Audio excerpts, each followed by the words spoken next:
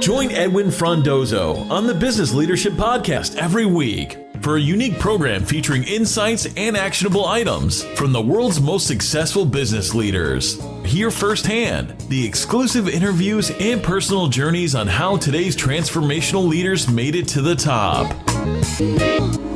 Building a great company, there's a number of aspects to it. And I think fundamentally the biggest advice I could give is have happy customers. And I know this is one of our obsessions. And ensure that whatever you do or whatever decision you make, that you never do it at the cost of a happy customer. This is the Business Leadership Podcast, and I'm your host, Edwin Frondozo. Thank you for taking the time to join me today. I am really happy to have you. In this episode, I caught up with JP Chauvet, the president at Lightspeed at the SaaS North Conference in Ottawa. JP has led organizations operating internationally across North America, Europe, and Asia with a proven track record of achieving targets and completing on business initiatives with both large, established software vendors as well as fast-growing startups. In our conversation, JP discusses the transition of taking over the president role of a startup company and scaling it up into a fully grown sales organization. It's really interesting to hear him share his strategies, processes, and systems that he put in place to bring Lightspeed into its newfound business growth, like turning around the jack-of-all-trades culture, identifying his key performance-driven and go-to-market strategies. He also shares his first 100 days on the roll. Outside looking in, it may look like an overnight success, but the amount of work that JP puts in makes it all worthy. Today's episode is brought to you by Slingshot, a Canadian telecommunications leader in business VoIP services that empowers the emerging and innovative companies. Slingshot ensures that companies are communicating clearly to their customers, team members, and stakeholders. Unlike traditional telcos and other cloud providers, Slingshot understands what it takes to grow and scale a business. To learn more, go to slingshotvoip.com/TBLP. And with that, here we go.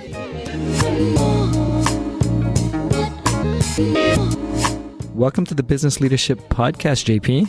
Thank you. Well, thank you for taking the time to stop by and speak to us. We're at a conference, SaaS North. But before we get into that, can you just tell us, who is JP?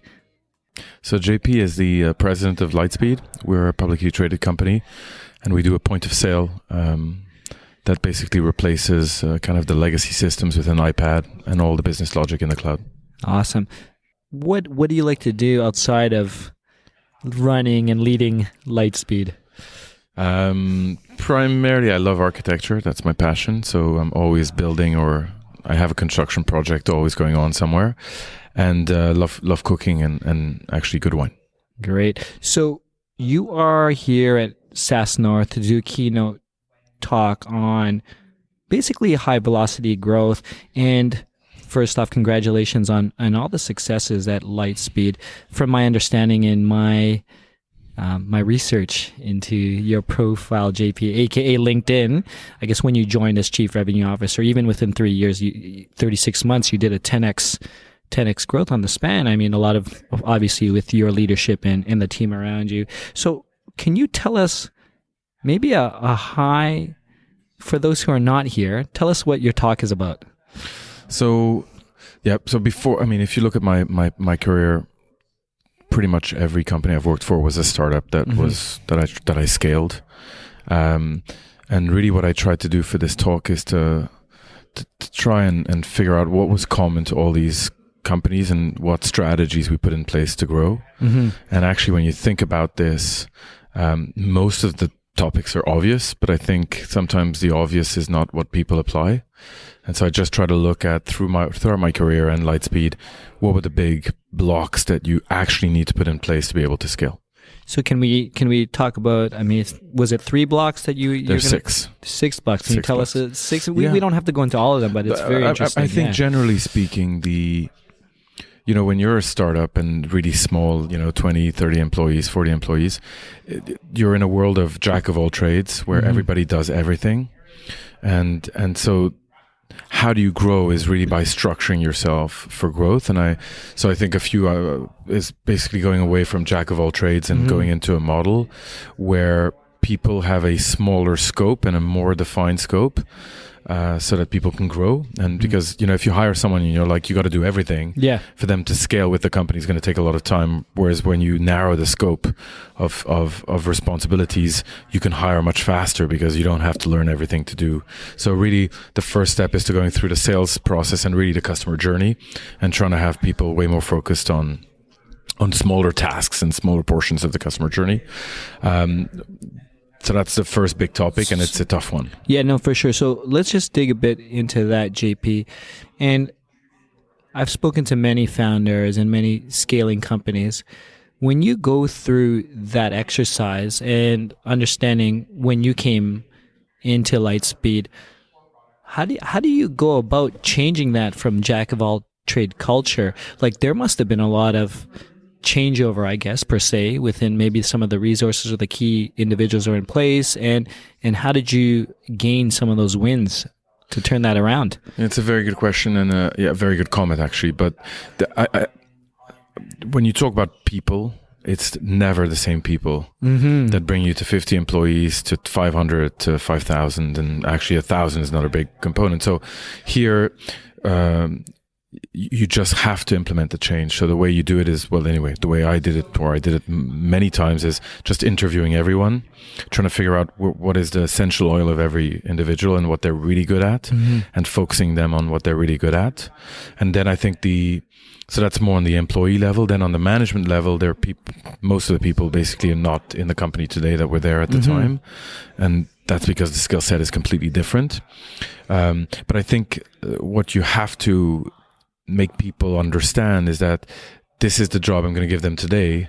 But the flip side of that story is to accept crazy mobility and saying, I'm going to start here and try another job and try another job. And if you look at the people who've stayed with us the longest, and we're very lucky because most of the initial people are still with the company, they've moved from one group to the next. And so I think what the fear people have when you do this is that, oh my God, I'm stuck in this thing forever. Whereas what you have to explain to them is that it's kind of an organic evolution, and that they're going to move from one department to the next, and make them understand that if they make the decision today to be very focused on, demand gen, and if they don't like it, there is an option for them to go into support and to other departments.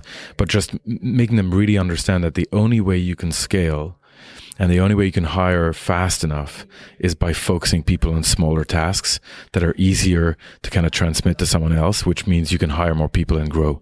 And I think the understanding comes with time, and it's very funny because throughout the years we also acquired a number of companies, and we had exactly the same conversation with every company we acquired, and exactly the same conversation with the employees, which is, okay, you're going to have to make a choice today, but it might not be the same. You might not be doing this job in 2 years from now, but today I have to put you somewhere, and I need to have you focus on a piece of it and become really good at it. So talk to me about getting, I guess, everyone on the same page. What came first? Was it creating that vision and that mission to allow the team members to make that decision whether, I'm on board, I'm going to take this role and hopefully figure this out? Because sometimes when we're in the job, we may or may not see the vision, but we just have to trust it, right? So what came first, and what helped when you looked at the culture? So, and that's, I think it's more of a leadership question than anything else, because ultimately people follow good leaders. And if you're articulate in explaining why and explaining the vision, normally people buy into it. So going back to your question, obviously the first step is I needed to have a view of, so it's basically a two-step. The first step is an interview, where throughout the interview process, I build a vision. And then from the interview process, from this vision is now built, I have a second round now with people saying, okay, this is the vision. Right. And so I think, first of all, people feeling like they've been heard is a very important thing before you can build a vision. Then the interview process made me understand who I thought were the leaders and who were the followers and who were the key people who would drive my vision. And then it's about being sure that those who drive visions become very close to you, buy into your vision, and then there's a ripple effect on everybody else. But I think it's a standard change management kind of practice is you grab the information, you develop a vision, and then you communicate the vision. And not everybody follow the vision. And it's okay. And I think it's okay for people to say, well, look, this is not for me anymore, and not try to make them hold on to something they don't believe in. And so that's where you see the natural churn of people who want to be in a startup and don't want to be in a scale up. And I think it's a very different mindset. Very true. When you joined JP, I think this was in 2012 as a chief revenue officer. Like, what did you do to prepare as you came into the role, understanding your experience? Because I know from your experience, and we could get into it, like you've grown within sales organizations to leading, to being the CEO of ATEC. So when you came in and you saw the opportunity, was there some specific things you did, and how did you handle your first 100 days as the CRO? Yeah, I mean, it's a while ago. 100, no, but it's 100 days is learning. So you just, but what was very clear to me is that after a week, I knew exactly what I wanted. And these models are not new. We put a high velocity sales model. I mean, everybody's now using this model. But so I think when I came in as a CRO, it's because it was very clear from the investors that they needed someone to kind of take the go-to-market, which was the key, try to grow the company. And I think also the other piece, before I joined, I wanted to be sure I had full latitude to implement what I wanted to. And obviously I have a really amazing relationship with Dax. And so it was very easy. Dax was a product guy and I was the engine for the market. And so we split our jobs, and I just doubled down on that at the beginning when I joined the company.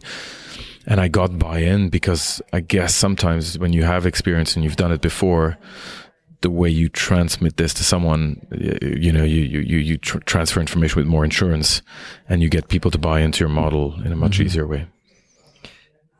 Just another point on your presentation. I think you talk about maybe some key performance driven and go-to-market strategies. Can you share some of that with us today? Yeah, that was the first side is you focus people on jobs, and then the second big task was around what do you measure. And so that was and it's still a journey. I mean, what you measure and how you measure, and what are your OKRs, and what are the key fundamentals, is a journey. And normally the more you become sophisticated, the more you can dig and actually present this in a very simple way. But anyway, going back to when I joined, that was the other big piece is I've seen this many times with founders, is that they claim they're data driven and we're measuring everything. But often what I've seen and what I saw, so actually with Lightspeed when I joined, is there was not the cadence. And I think a data point without the cadence, or without going back to this data point at a very regular pace, means nothing. Right. And so that was the second big undertaking at Lightspeed, was to look at, okay, regardless of the department, I need to have a dashboard. Regardless of the department, regardless of your HR, everybody's view also is often, okay, what gets measured, MRR and churn, and okay, those are corporate values and corporate fundamentals. But I think you need to bring it down one level, and even two or three. You need to bring it to an individual level. And so that was the big thing, is like I wanted everybody, even an individual contributor in support or in development, to have his own dashboard of, okay, how am I doing and how am I folding into the entire strategy of the company? So we went through this long process of defining we started at the top. And I think those are very standard, you look at MR, you look at net new AR, you look at churn, you look at ARPU, I mean, all the fundamentals of the business. So we started by that and just being sure we could measure them. And then we went one level under. We started looking at every department. So support.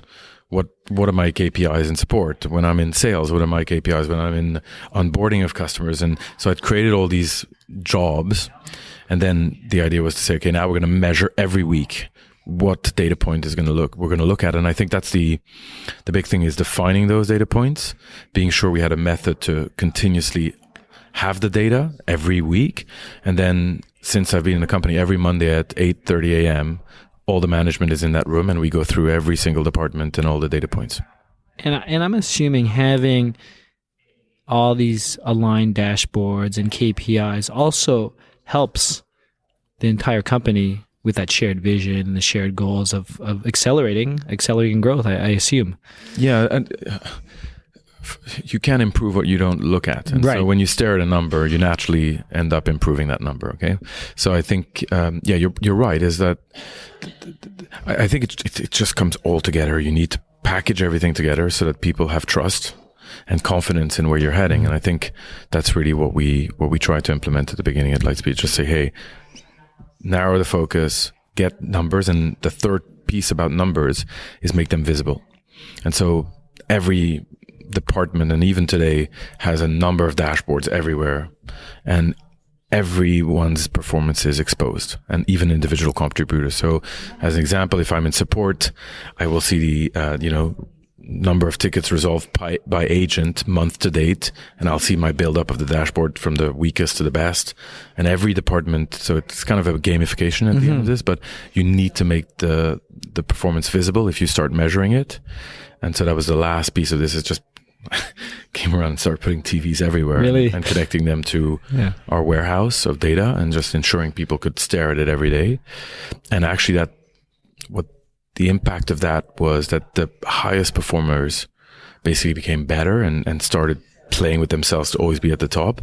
And the weaker ones just left the company because they realized, okay, I'm not up for this. And it just brought this culture of high achievement in place. And it's been the case ever since. A few words from our episode sponsor, Slingshot. Business leaders are now faced with the challenges to ensure that their business and culture are not only profitable, but also a sustainable business. So how does your workforce look like? As we move towards the growing gig economy and remote workforce, it is important to work with a communications partner that has the knowledge and experience. Slingshot understands the growing needs of business leaders and partners with you to ensure that your company is aligned to your vision, growth, and sustainability of the future. To learn more, go to slingshotvoip.com/TBLP.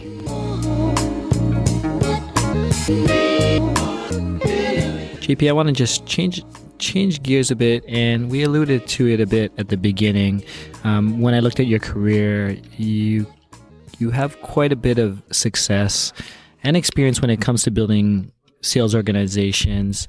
And it's also what I saw, and this is really just a snapshot, is you have grown into business leadership executive roles the traditional way within an organization, and grown with organizations. And I think it's part of joining a startup or a scale up as well.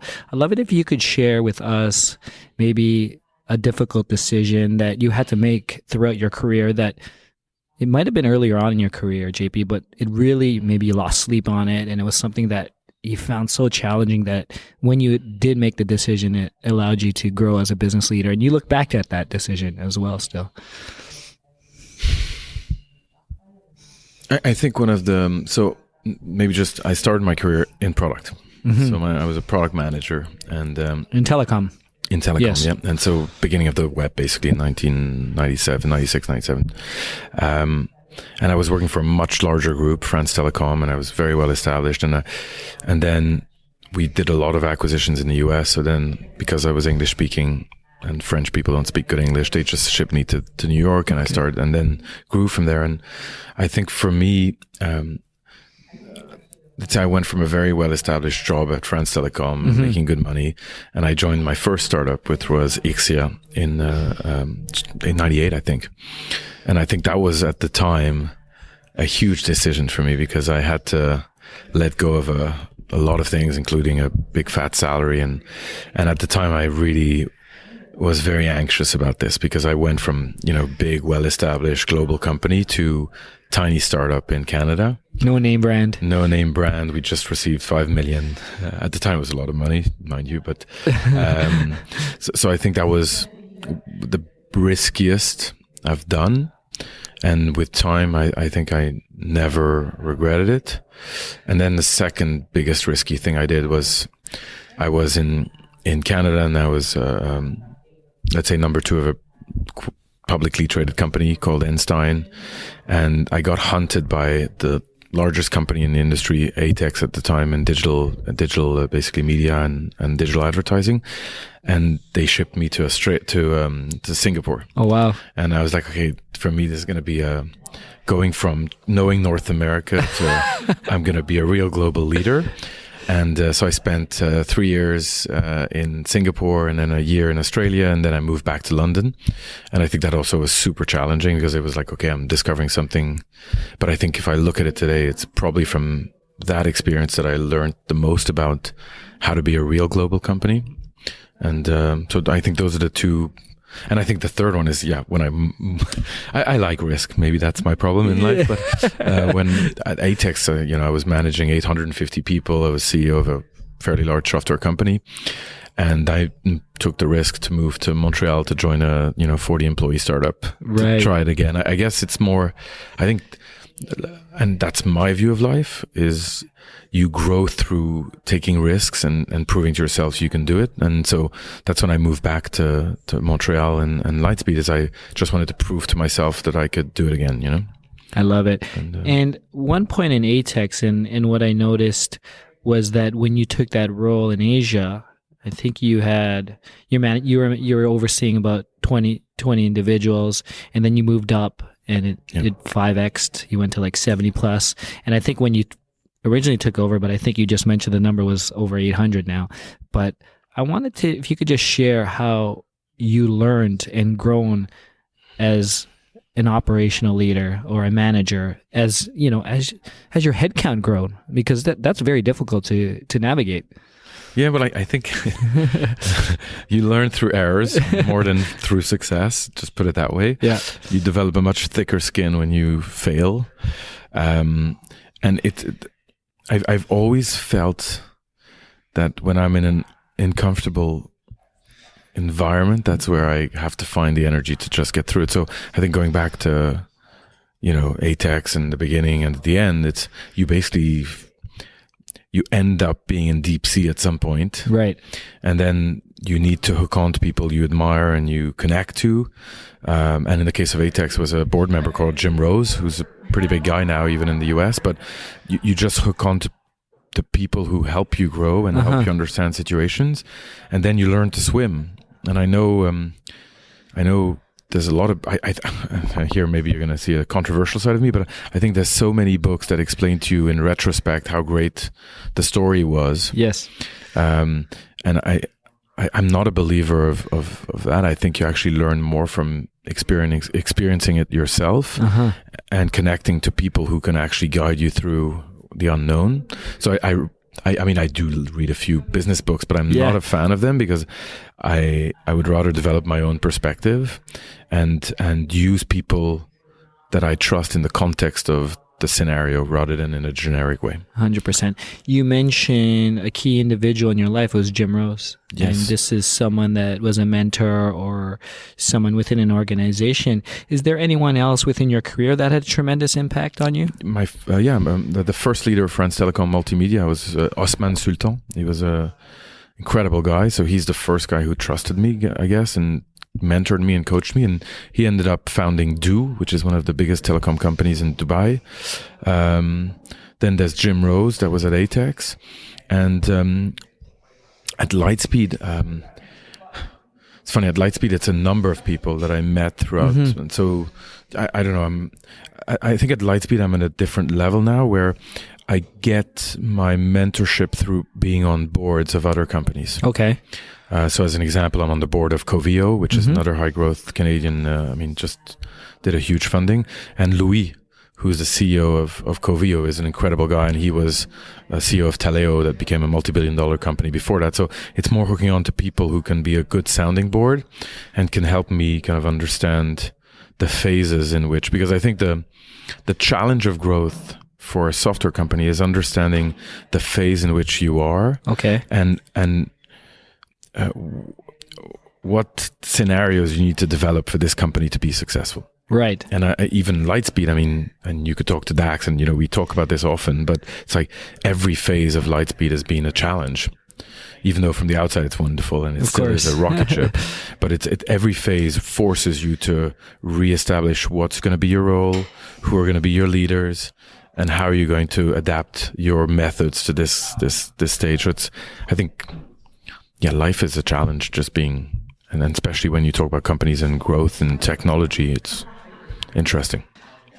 So you mentioned real quickly about getting, I guess, some advice, some mentorships from being on other boards. Are there anything else you do? I know some people read a lot, and I know you mentioned you just like the experience. Are there other organizations or even peer groups that you hang out with? Yeah, so I hang out with as many people as I can who can help me figure out. So obviously I have the boards, but I'm constantly reading online about, structures and organizational changes. And so I think you just take inspiration where you can find it. Yeah. And there's so many ways to take inspiration nowadays that every day you end up, okay, hey, I don't know about this topic, and I'm going to meet one of my teammates or employees about this topic. Let me search online. Let me put my head around this. Let's figure out. I mean, TED. Obviously, everybody reads, listens to TED pretty regularly. But I think for me that you can't replace the deep knowledge that you have of a company, and not all companies are the same. And I think that the value I bring to Lightspeed, and I will bring, is my deep knowledge of understanding the customers and how do I build the best product for the customers, and understanding how the industry is evolving, and it's kind of and how we're going to react to this evolution. Amazing. JP, what else is going on? I know you are fully focused on growing, scaling Lightspeed, but do you have any special projects, initiatives? It could be professional, personal, anything that you're super excited about, maybe losing sleep over?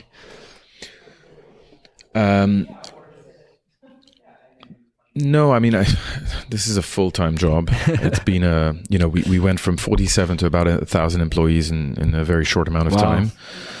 We have offices throughout the world, so I'm traveling pretty much every week. I think for me, the most exciting thing about Lightspeed is the ecosystem around it, and how it's put Montreal kind of on the technology map, and how. So I spend a lot of time, working with a lot of, VCs, Inovia, a lot of private equity groups who are investing in Montreal-based companies and trying to coach the leaders. Okay. So that takes a lot of my time. I'm also on, a number of kind of groups of investment and trying to figure out what we're going to do. But I think the proudest thing and what makes me the most excited is that there are repercussions of Lightspeed, and there's more and more entrepreneurs now in Montreal who believe in this, who believe that yes, you don't have to be sold to an American company. Yes, you can be a big Canadian company. Yes, Montreal is a great spot to grow. And just the two companies I'm on the board of, like Covio is now, just behind us and doing amazingly well. I'm also on the board of a company called Elia Care. So I try and get involved in the companies I believe in, it's fascinating to see the impact of now the belief of investment behind Montreal-based companies, and seeing the ecosystem just flourish is just the most exciting for me. JP, love to get any final thoughts from you, observations. Ideally, what we like to share is some actionable recommendations that you could share with the emerging business leader who is listening today. I'm not a man of giving advice, so it's very tough for me to I think for me, building a great company, there's a number of aspects to it. And I think fundamentally the biggest advice I could give is have happy customers. And I know this is one of our obsessions. And ensure that whatever you do or whatever decision you make, that you never do it at the cost of a happy customer.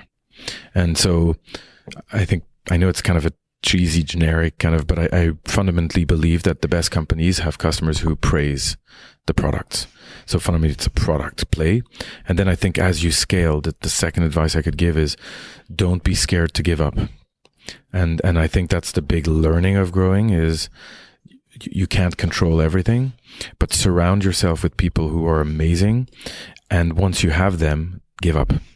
And be ready to give up gradually, your authority, because that's one of the big things we've seen, and I continue seeing with founders, is there's the concept of giving up and there's the reality of giving up. And, I go back to Dax and myself, and I think that's where I feel blessed, is that I've really formed a partnership with Dax where he knows where he's good and he knows where I'm good. And he's basically given up a lot of his control in the hands of someone he trusts. And I think it's very difficult for founders sometimes to do that. JP, it's been an amazing time. Thank you for joining us on the Business Leadership Podcast. Thank you very much. That's it, Biz Leaders. Thank you for joining me on the Business Leadership Podcast. This was episode 144 with JP Chauvet. If you want to learn more about JP, Lightspeed, or anything else that we discussed, please go to thebusinessleadership.com/144.